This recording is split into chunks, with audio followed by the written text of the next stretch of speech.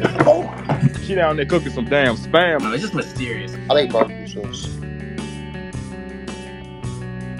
Hey everyone, it's Micah Fragrance here, back at it again with another video. In today's video, I'm going to be going over how I would go about finding fragrances that I like in the most simplest way possible. Now, I know what you're thinking. What do you mean, like, finding the fragrances you like the most? Like, there's a simple way, there's a hard way to do it. What are you talking about? Are you just geeked right now? No, guys, I'm not geeked right now. There's actually a super easy way to find colognes and continue to find fragrances that you like and will really like, and that is following the perfumers.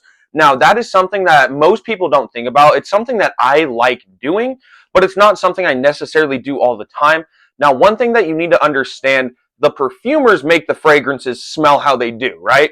You know, you don't have Alberto Marias walking up to Armani, walking into their office, wherever he's, doing perfumery for that day for the new Acqua di Gio elixir, and, Armani's not telling him, okay, you need to do this, and this, and this, and then it's going to, finish smelling like this. No.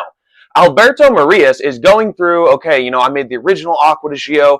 I'm taking this from that original DNA. I'm taking this from Profondo. I'm taking this from Profumo. Taking this from Absolute. Putting it together. We're adding this, tobacco leaf. And we're making it different, right? The perfumers are actually who make the fragrances. So following the perfumers is something very smart that I think a lot of people should do. Now, there's something that can go wrong that I will talk about at the very end, so please stay till the end to watch that. But here are two examples of some of my favorite perfumers. First of all, since I already brought up Alberto Marias, let's talk about him. So he is very legendary, and I would say the line that he's most known for is the Acqua di Gio line. And so I have two Acqua di Gios and two Versace fragrances that I know 100% he was the perfumer behind. Now, again, I could be mistaken. I'm just pretty sure that he's the perfumer behind all these fragrances. So Acqua di Gio Profondo and Acqua di Gio Parfum are two absolutely phenomenal fragrances that I love. I've always loved the Acqua di Gio DNA, which Alberto Marias was the person who made that. And these flankers he made as well. I think that they're absolutely beautiful fragrances. Good longevity, good projection, beautiful, very sexy fragrances. I will say Alberto Marias knows how to make some super good, fresh fragrances that'll get you a bunch of compliments. So those are two from Alberto Marias, and the other two that I have, the two Versace fragrances from him, Versace Pour Homme and Versace Dylan Blue. Again, I could be mistaken on some of these. I'm pretty sure he's the perfumer behind all of them. Versace Dylan Blue, this super nice, aquatic, ambery, woodsy scent with this nice grapefruit and synthetic dry down. And then Versace Pour Homme, just a super clean, citrus, powdery linen scent. So Alberto Marias, I would say, if you just want some fragrances that are going to be fresh and clean, Alberto Marias really knows what he's doing. The Acqua di Gio line, the Versace Pour Homme line, he 100% knows what he's doing.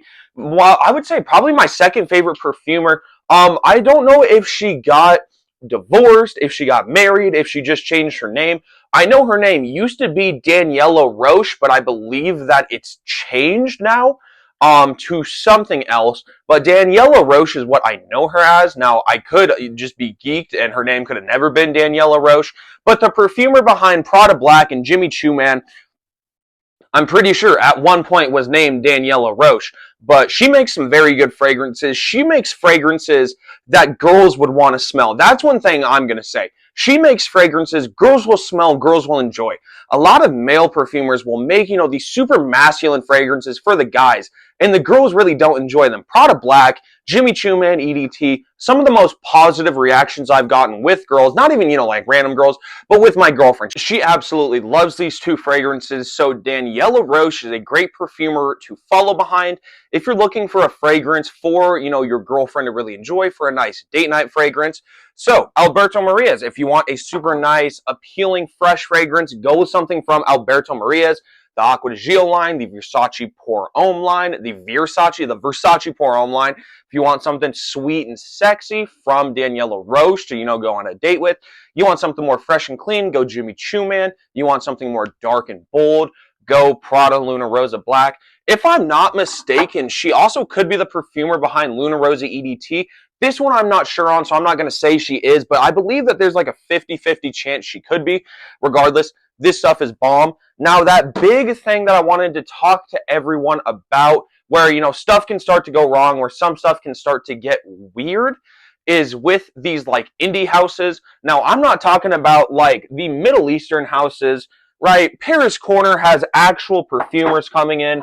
Lattafa has these actual perfumers coming in. Matter of fact, we're seeing a lot of perfumers, instead of going to these huge brands, going to these Middle Eastern brands like Lattafa, Paris Corner, Fragrance World. We're seeing a lot of these notable perfumers going down to these small brands, making these amazing, sweet, seductive, just any type of fragrance you want, but they're cheap.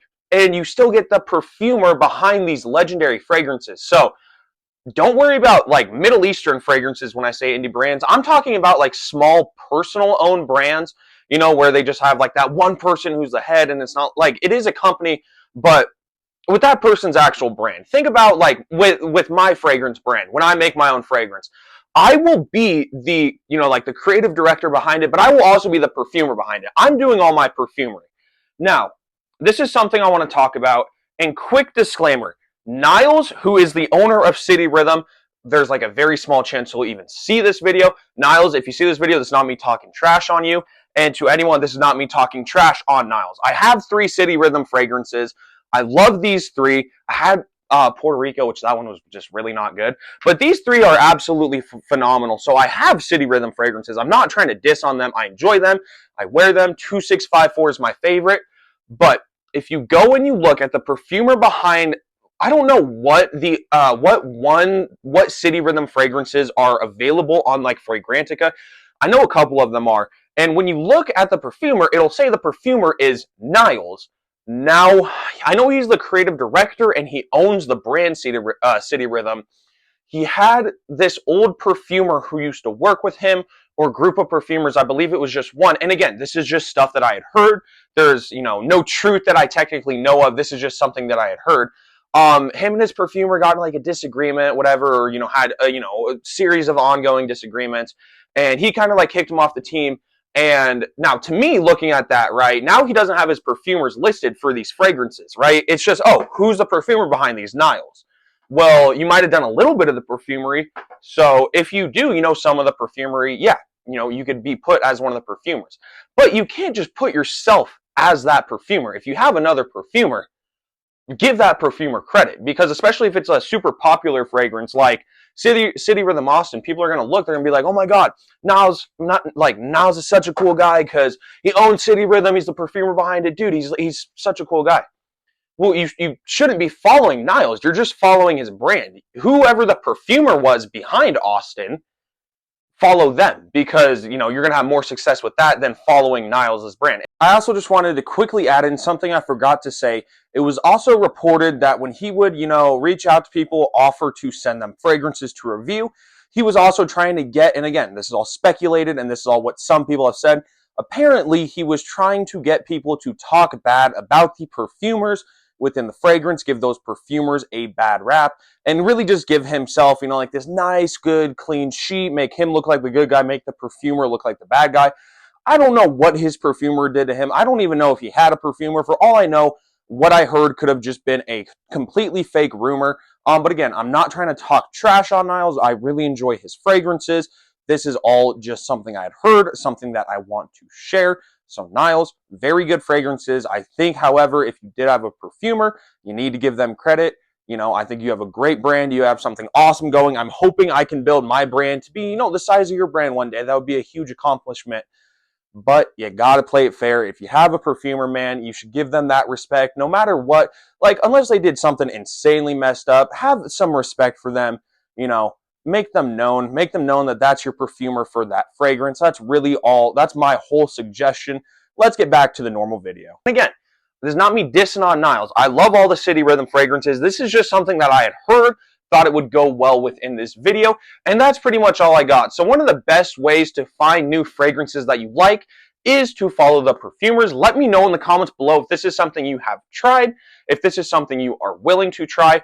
Also, let me know what you think about the last part, what I was talking about with, I guess you could say, like that controversy with Niles. I had heard that from Grim Has Sense. He was in one of my lives, and he was like, hey, did you hear about, like, this thing going on with City Rhythm and Niles and his, like, perfumer? And I was like, no, I didn't. And he had told me that. So Is that true? I don't know. I don't think Grimm would just like go around purposely spreading fake information. But if it is true, that is definitely something interesting, something to look out for. Nonetheless, please make sure to drop a sub and a like if you guys have not already. Have a good day. Thank you all for watching. Thank you all for the support, and I'll see you all in the next video. Peace, everyone.